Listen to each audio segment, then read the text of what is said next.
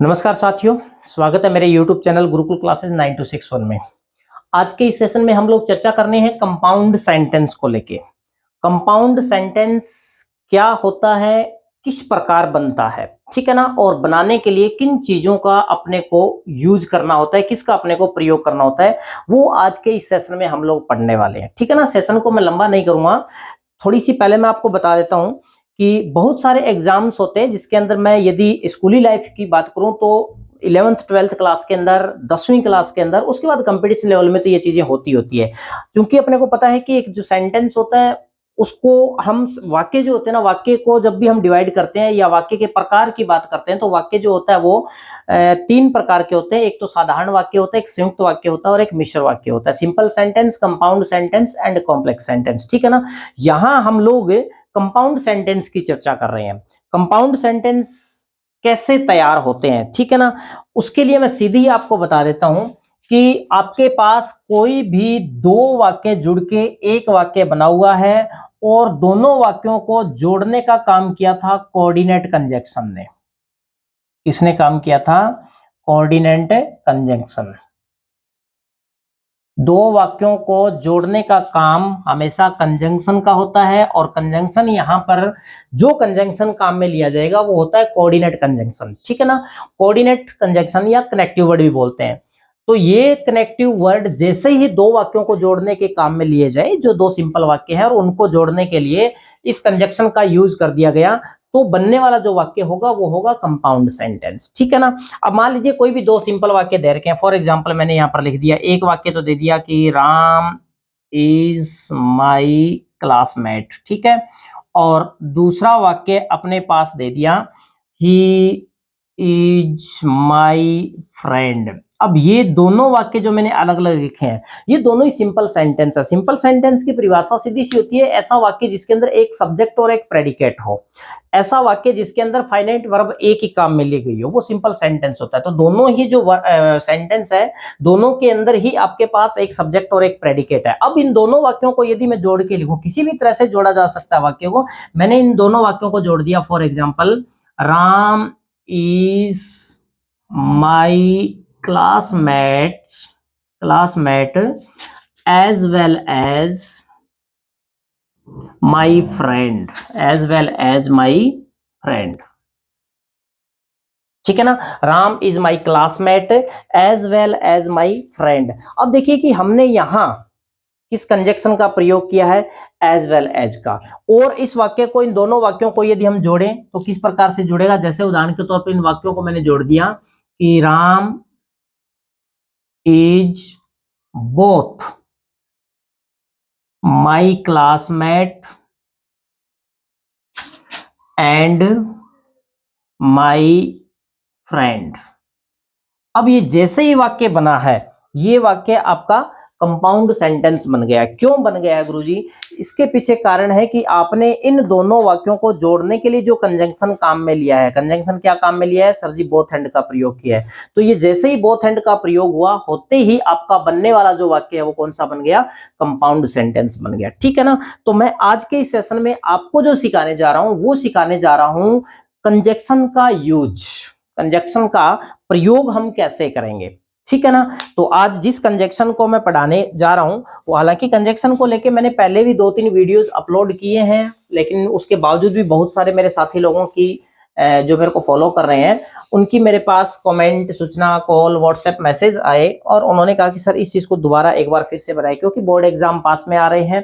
Competition exam वाले तो comment करते करते हैं, बोर्ड एग्जाम वाले स्टूडेंट्स ने भी, बहुत सारे विद्यार्थियों ने कमेंट करके मेरे से बोला कि ये चीज थोड़ी सी दोबारा यदि आप करवा दो। चलिए, अपने कोई दिक्कत नहीं है, हम इसको दोबारा पढ़ रहे हैं। यहाँ मैं एक एक कंजक्शन आपको करवाऊंगा, ठीक है ना। हालांकि उसके लिए मेरे पास एक सीधी ट्रिक भी है। अगर आपको जानना हो तो सीधी ट्रिक के लिए आप पहले ही वीडियोस मेरे डाले हुए हैं कंजक्शन नाम से, तो आप वहां जाके उनको देख लेना।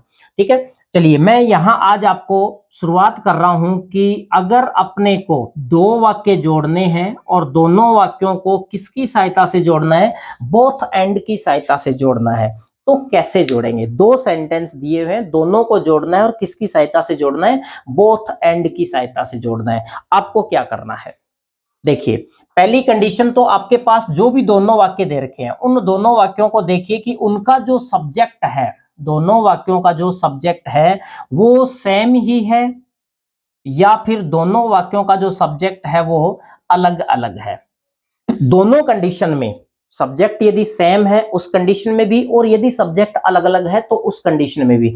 दोनों कंडीशन में आपको अलग अलग तरीके की टेक्निक अपनानी पड़ेगी, ठीक है ना। उसके जो भी आप नियम लगाओगे, सूत्र बनाओगे, कोई ट्रिक्स अपनाओगे, वो अलग अलग अपने को काम में लेनी होगी। तो मैं सबसे पहले आपको बता रहा हूं कि जो भी दो सेंटेंस आपके दे रखे हैं और यदि उनका सब्जेक्ट सेम दिया हुआ हो तो फिर इस बोथ हेड का प्रयोग कैसे होगा। तो आपको जो हेडिंग डालनी है या जो सीखना है वो सीखना है, आप फर्स्ट टाइप सीख रहे हैं इसका, जब सब्जेक्ट एक ही हो, जब सब्जेक्ट सेम हो,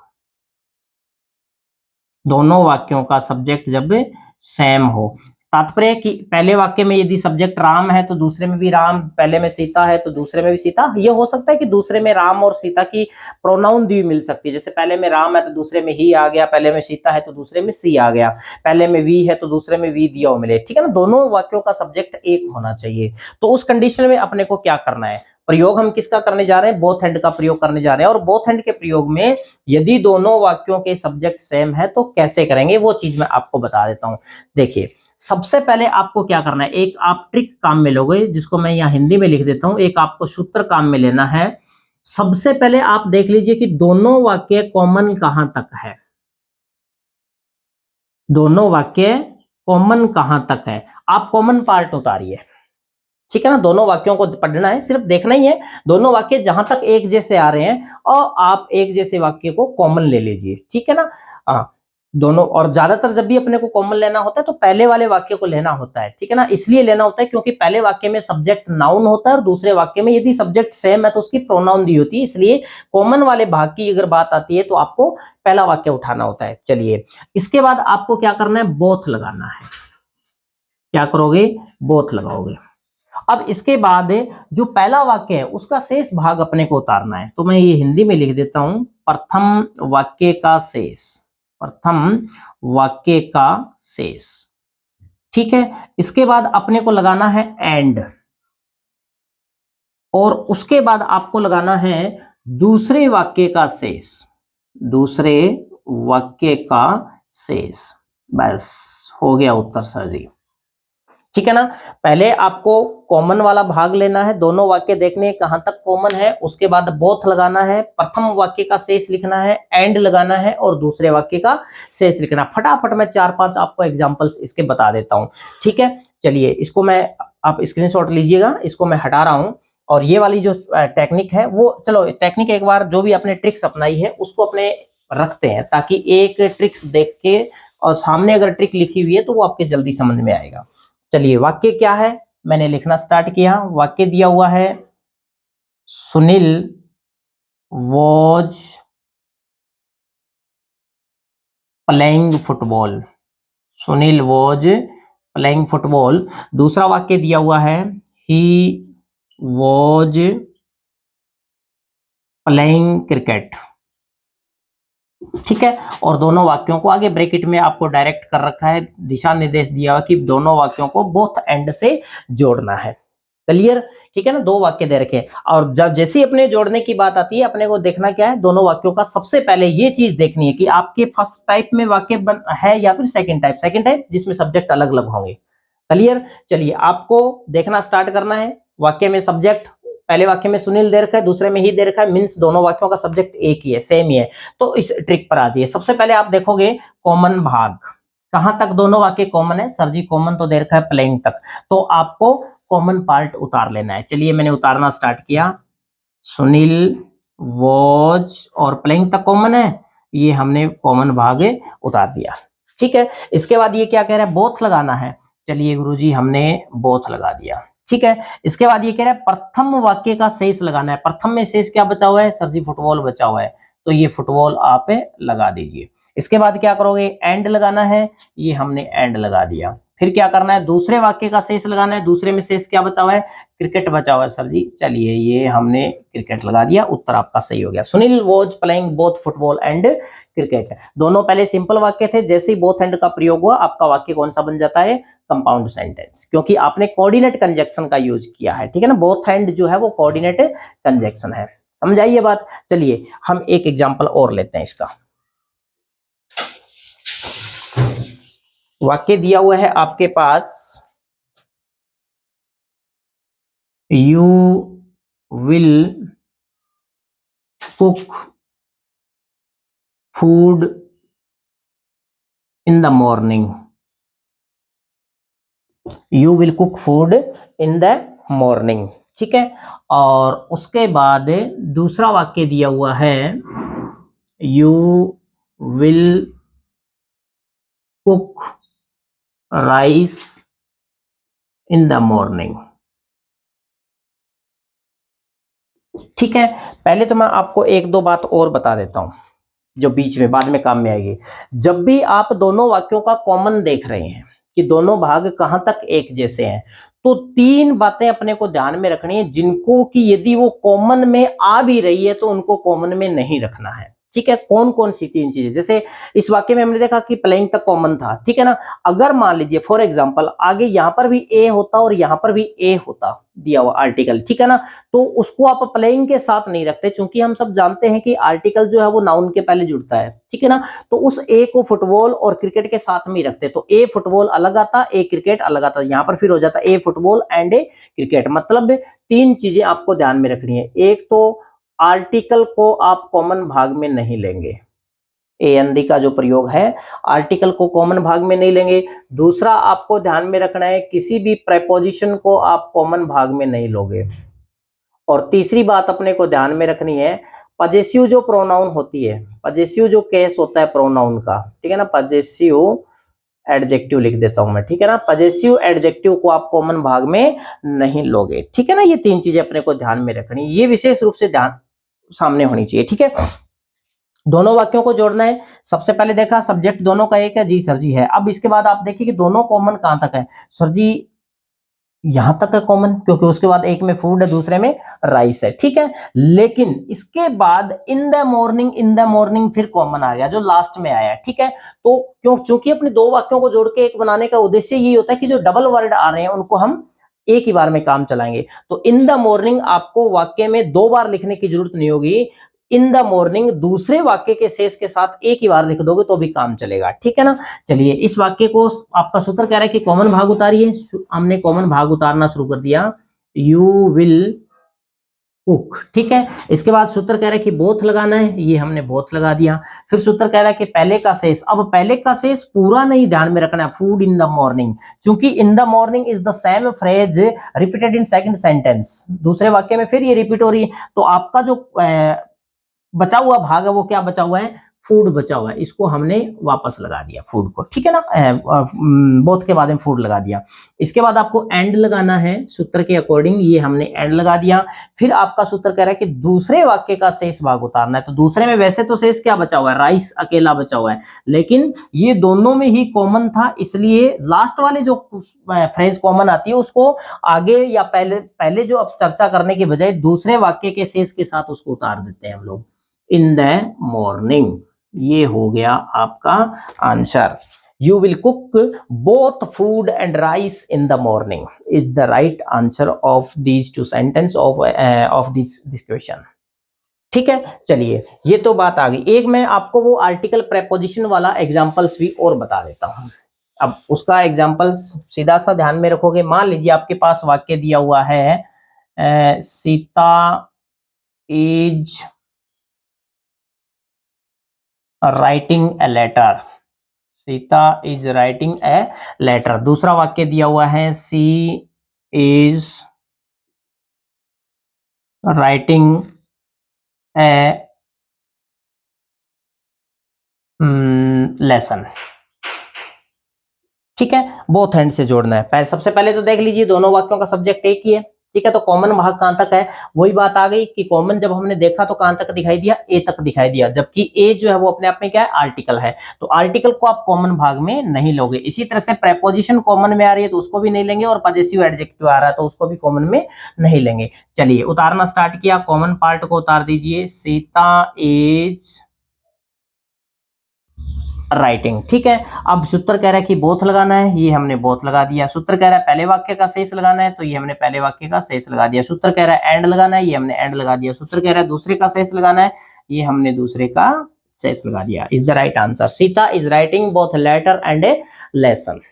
मेरे ख्याल से समझ में ये बात आ गई होगी। ये जो हमने सीखा है वो सीखा है बोथ एंड का प्रयोग जब आपके पास दोनों वाक्यों का सब्जेक्ट एक ही हो। ठीक है, अब दूसरा जो भाग मैं इसका करवा रहा हूं, टाइप सेकंड जो करवा रहा हूं, वो आपको ध्यान में रखना है कि जब आपके पास दोनों वाक्यों का सब्जेक्ट एक देने की बजाय अलग अलग दिया हुआ हो, मतलब बोथ एंड के प्रयोग में हम लोग टाइप सेकंड सीख रहे हैं, जिसमें आपके पास सब्जेक्ट क्या होगा सर जी, अलग अलग सब्जेक्ट, अलग अलग। ठीक है ना, इसके लिए भी अपने को सूत्र ही ध्यान में रखना है, और ट्रिक क्या ध्यान में रखनी है वो लिख लीजिए। सबसे पहले आपको, आप बोथ एंड सीख रहे हैं, ये तो ध्यान है ही, ठीक है ना। हाँ, सबसे पहले अपने को क्या करना है, बोथ लगाना है। बस सूत्र की स्टार्ट, उत्तर की स्टार्ट बोथ से करनी है। ठीक है, इसके तुरंत बाद आपको क्या करना है, प्रथम वाक्य का जो सब्जेक्ट है वो लिखना है। प्रथम वाक्य का सब्जेक्ट हो जाएगा गुरुजी। इसके बाद आपको क्या करना है, एंड लगाना है। लगा दिया सर जी, ठीक है। और एंड जैसे ही आप लगाओ उसके बाद दूसरा पूरा वाक्य उतारना है, दूसरा पूरा वाक्य, बस हो गया आंसर।